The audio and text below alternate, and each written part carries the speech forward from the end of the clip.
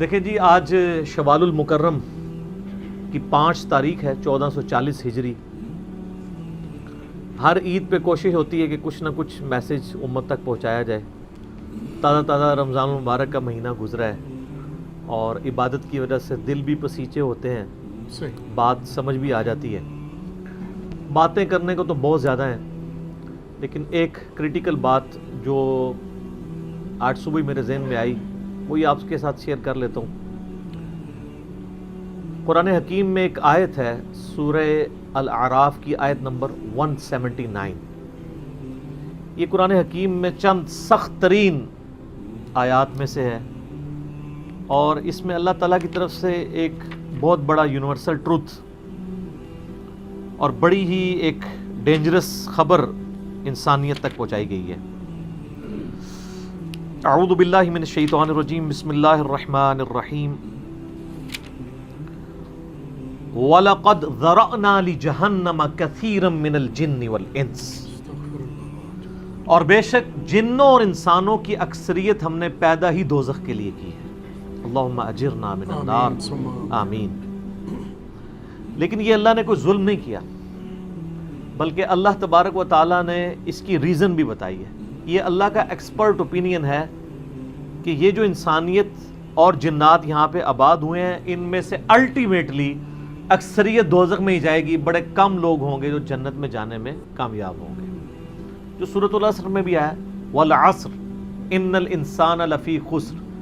زمانہ گواہ ہے اس بات پہ کہ ساری انسانیت گھاٹے میں ہے، سوائے ان لوگوں کے جو ایمان لے آئے، نیک اعمال کیے اور نیکی کی تلقین کرتے رہے اور صبر کی تلقین کرتے رہے۔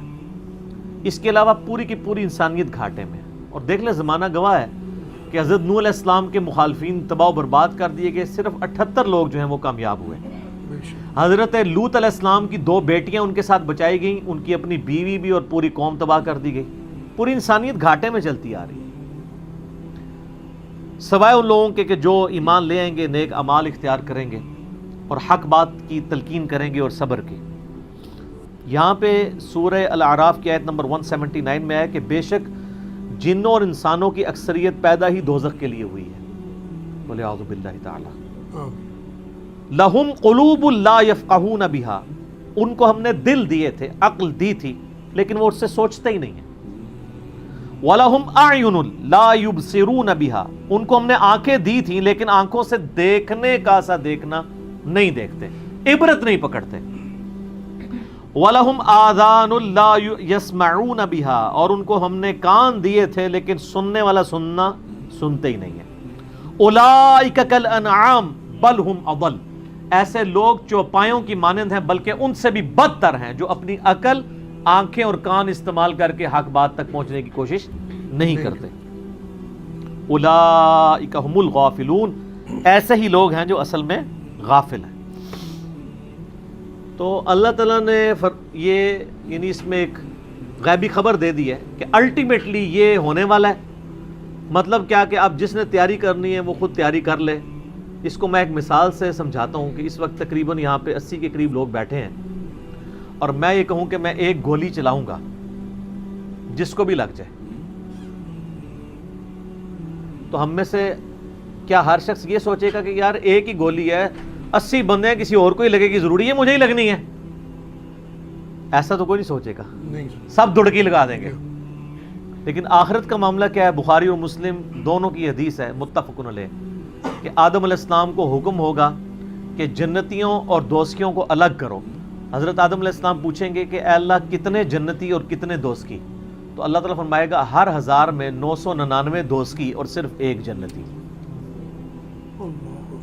تو یہاں اگر 1000 بندہ اور میں کہوں ایک گولی چلے گی، ہر بندہ بھاگنے کی کوشش کرے گا۔ لیکن آخرت کے بارے میں یہ حال ہے کہ ہر ایک بندہ یہ امید لگائے ہوا ہے کہ وہ جو ایک بچے گا نا وہ میں ہوں گا۔ اور ادھر 1000 بندے کے اوپر ایک گولی چلائی جائے تو 1000 کا 1000 سوچے گا جو ایک پھٹکے گا وہ میں ہوں گا۔ بالکل 180 ڈگری سوچ ہے۔ یا اس کو یوں سمجھے کہ میں کہوں کہ ایک گولی چلاؤں گا، 999 بچ جائیں گے، ایک کوئی لگے گی، کوئی نہیں کہے گا یار 999 بچنے ہیں تو چلو ایک میں بھی ان میں بچنے والوں میں ہوں گا، کہے گا نا کدھر میں ہی نہ پھنس جاؤں۔ اور آخرت میں تو معاملہ بالکل الٹ ہے، بہت کریٹیکل ایشو ہے۔ انسان کو اپنی آخرت کی فکر کرنی چاہیے، اللہ کو سیریس لینا چاہیے. جو لوگ دنیا میں اللہ کو سیریس لیتے ہیں وہی اپنی اصلاح کر لیتے ہیں، ورنہ اللہ تو بے پرواہ ہے. یقین کریں، پوری کی پوری انسانیت دوزخ میں چلی جائے اللہ کو کوئی پرواہ نہیں ہے، پوری کی پوری انسانیت جنت میں چلی جائے اللہ کو کوئی پرواہ نہیں ہے. اور یہ جو اکثر لوگ مثالیں دیتے ہیں کہ جی دیکھیں کوئی ماں اپنے بچے کو کیسے دوزخ میں پھینک سکتی ہے، تو اللہ تعالیٰ تو ماں سے بھی بڑھ کے محبت کرتا ہے، وہ کیسے پھینکے گا؟ بھائی اس لیے پھینکے گا کہ اللہ تعالیٰ کے وہ احساسات نہیں ہیں جو ایک ماں کے ہوتے ہیں. ماں تو اپنی نفسانی خواہش یا محبت کی وجہ سے مغلوب ہو جاتی ہے، لیکن اللہ مغلوب نہیں ہوتا.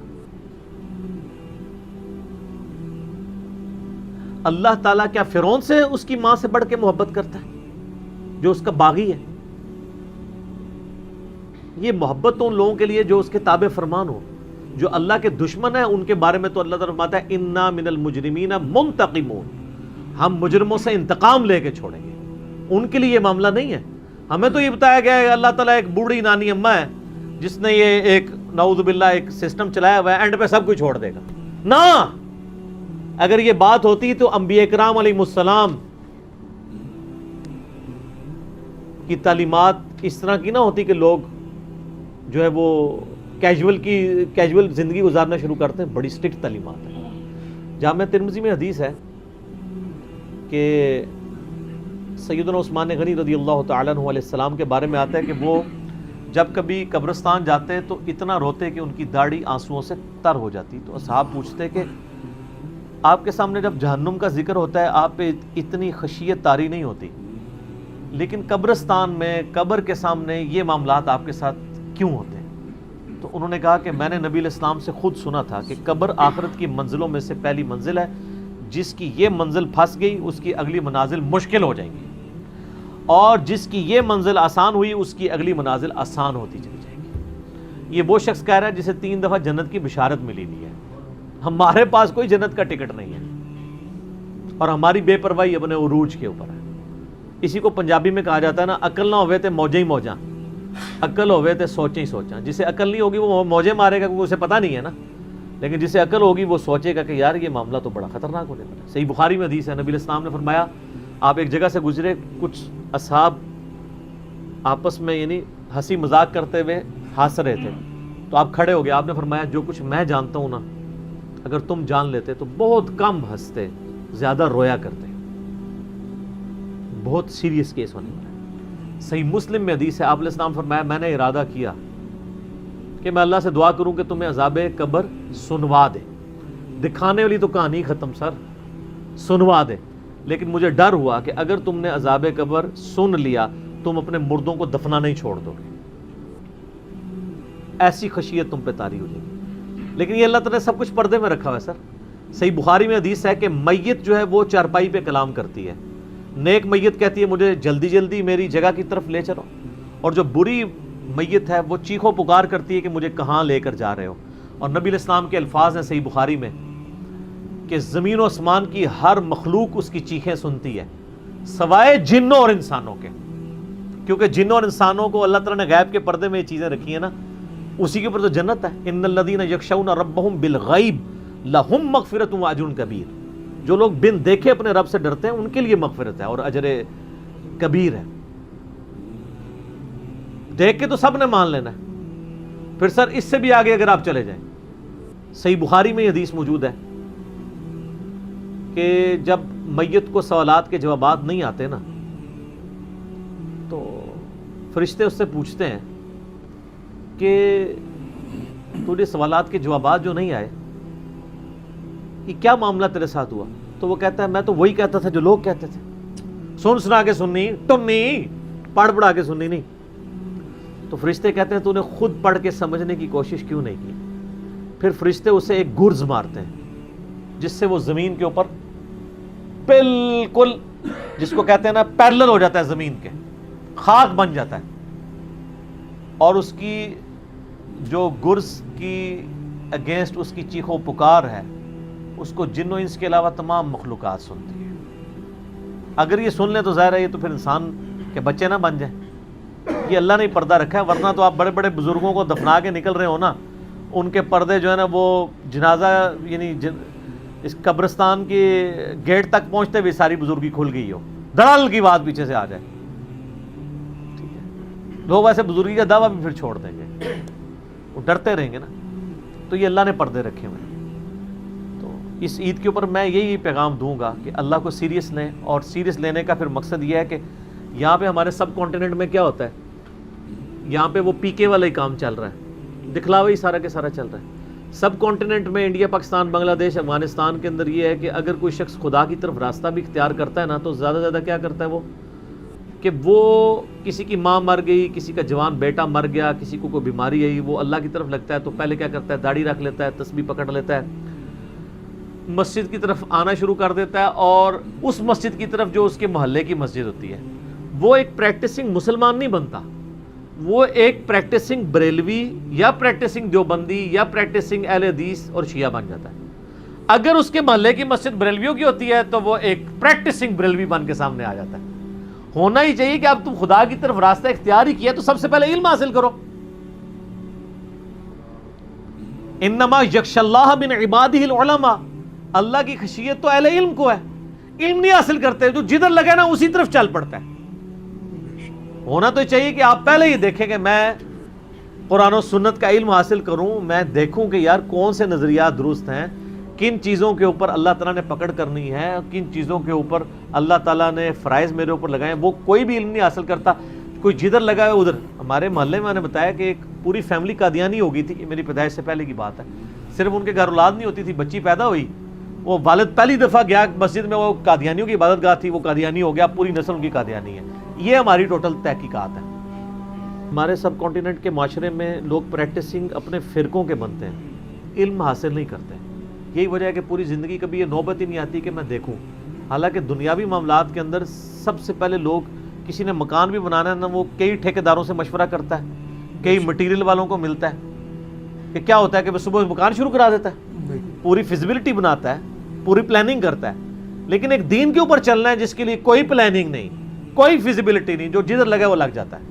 اس وجہ سے پوری زندگی لوگ نماز پڑھتے رہتے ہیں، ان کو یہ نہیں پتہ چلتا کہ نماز کا سنت طریقہ کیا ہے، اس کے اندر کیا کچھ پڑھنا ہے، اس کے کیا مسائل ہیں. کتنے شادی شدہ لوگ ملتے ہیں، بچے بھی جوان ہو چکے ہیں، ان کو غسل کا طریقہ ہی نہیں آتا ہوتا.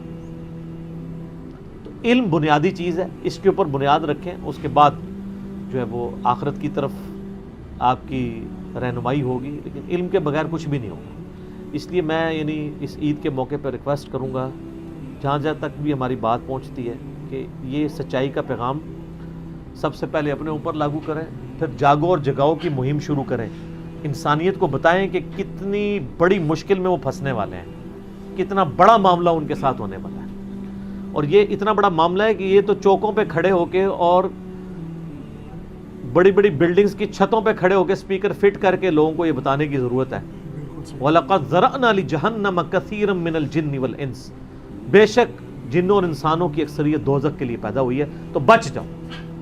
ہماری حالت ویسے یہ ہے کہ ہم تو ایک بلی کو بھی آگ میں گرتا ہوا برداشت نہیں کر سکتے، لیکن ہم یہ راگنی الاپ رہے کہ انسانیت نے دوزخ میں گرنا ہے اگر انہوں نے اللہ تعالیٰ کو سیریس نہ لیا اپنی زندگی کے اندر. تو یہی پیغام ہے جی، کہ لوگوں کو یہ آیت سنائیں، خود بھی آخرت کی فکر کریں، لوگوں کی بھی آخرت کی فکر کریں، اور علم کی بنیاد پہ، تاکہ عقائد کی بھی اصلاح ہو اور اعمال کی اصلاح. جزاکم اللہ خیر عالمین.